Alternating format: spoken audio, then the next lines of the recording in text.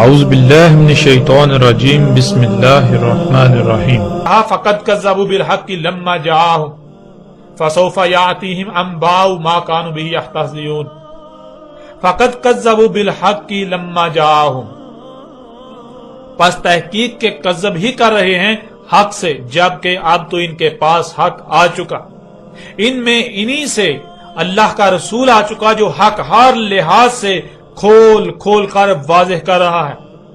اس کے باوجود بھی یہ حق سے کذب ہی کر رہے ہیں، حق کو تسلیم کرنے کو تیار ہی نہیں۔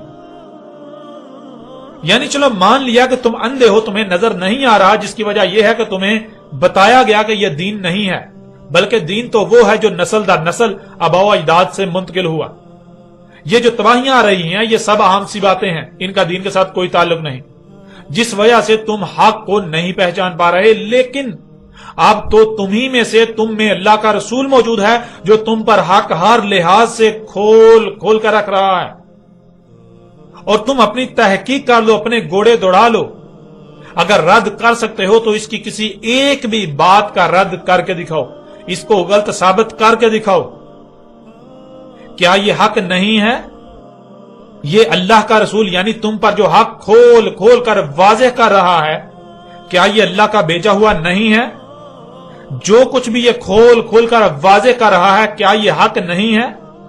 تم اس کی کسی ایک بھی بات کا رد کر کے دکھاؤ، جان لو نہیں کر سکو گے، خواہ کچھ ہی کیوں نہ ہو جائے، کیونکہ وہ حق ہی کہاں جس کا رد ہو جائے، جس کا رد ہو جائے وہ تو بے بنیاد اور باطل ہوتا ہے۔ یہ باطل نہیں ہے، یہ حق ہے۔ پوری دنیا کے شیاطین کو اپنے اولیاء بنا لو، اپنے اس مشن میں اپنا معاونت کار بنا لو، تم اس حق کا رد نہیں کر سکو گے۔ اور حق کس قدر کھول کھول کر واضح کر دیا جانے کے باوجود بھی تم جو حق کا انکار کر رہے ہو، اس کے خلاف ہی کر رہے ہو، تو یہ تم حق سے کذب کر رہے ہو۔ فسوف یاتیہم انباء ما كانوا به یستہزئون، پس جلد ہی آ رہی ہے۔ کیا ہے جو آ رہی ہے؟ وہ نبا ہے، یعنی وہ جو ان پر آنے ہی والی ہے، جس کا علم صرف اور صرف اللہ ہی کے پاس ہے، وہ آنے والی ہے، یعنی الساعۃ۔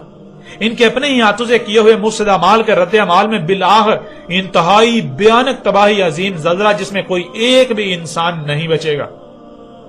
اور اس سے بھی پہلے ان کے بالکل سر پر ہے القاریہ، عظیم عالمی ایٹمی جنگ، جس میں دنیا کی 80% آبادی صفحہ ہستی سے مٹ جائے گی، اور جو کچھ انہوں نے بنا رکھا ہے اس سب کا بھی نام و نشان مٹ جائے گا، اور یہ عذاب آنے ہی والے ہیں، ان کے سر پر موجود ہیں، اس کے سبب جس سے یہ استہزاء کر رہے ہیں۔ ایسے ہی جیسے ان سے پہلے جو آباد تھے انہوں نے استہزاء کیا، یعنی جیسے ان سے پہلے قوم نوح کے ساتھ یہی ہوا، انہوں نے حق کو تسلیم نہ کیا اور اس کے بالکل برعکس وہی کیا جو یہ آج کر رہے ہیں، ترقی کے نام پر زمین و آسمانوں میں فساد۔ اور جب وہ فساد ظاہر ہوا، اللہ کی آیات نے انہیں آپ پکڑنا شروع کیا، تو بجائے اس کے کہ وہ عبرت حاصل کرتے اور فساد سے باز آ جاتے، بلکہ وہ اللہ کی آیات سے اعراض کرتے رہے، انہیں بالکل نظر انداز کرتے رہے جیسے کہ کچھ ہوا ہی نہ ہو۔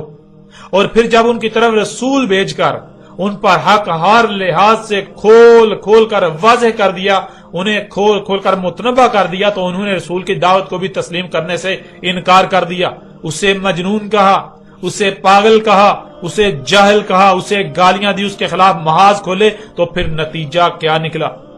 بالکل یہی آج ان کے ساتھ موجودہ انسانوں کے ساتھ ہونے والا ہے۔ یہی قوم عاد نے کیا جب ان پر ہود اللہ کے رسول کے ذریعے حق کھول کھول کر واضح کر دیا۔ جب ہود نے ان کو کھول کھول کر متنبہ کیا تو انہوں نے بھی ہود کے ساتھ وہی کیا جو قوم نوح نے نوح کے ساتھ کیا۔ تو پھر قوم نوح کا انجام کیا ہوا؟ وہی انجام قوم عاد کا ہوا۔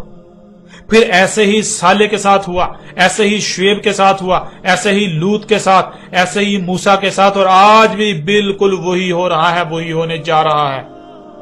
آج بھی اللہ نے اپنا رسول بھیج دیا جو حق ہر لحاظ سے کھول کھول کر واضح کر رہا ہے، جو کھول کھول کر متنبہ کر رہا ہے، اور حق ہر لحاظ سے کھل کر واضح ہو جانے کے باوجود بھی یہ ماننے کو تیار ہی نہیں، یہ استہزاء ہی کر رہے ہیں، یہ حق سے اعراض ہی کر رہے ہیں۔ جب یہ حق ہر لحاظ سے کھل جانے کے باوجود بھی اعراض ہی کر رہے ہیں، تو پھر ان کا انجام کیا ان سے کوئی مختلف ہونے والا ہے؟ یعنی ان کا انجام ان کے آباء و اجداد قوم نوح، قوم عاد، قوم سمود، قوم مدین، قوم لوط، اخوان لوط اور آل فرعون وغیرہ سے کچھ مختلف ہونے والا ہے؟ نہیں، بالکل نہیں۔ یہ آج ان قریب اپنی آنکھوں سے اپنا بھیانک انجام دیکھیں گے جو کہ ان کے بالکل سر پر آ چکا ہے۔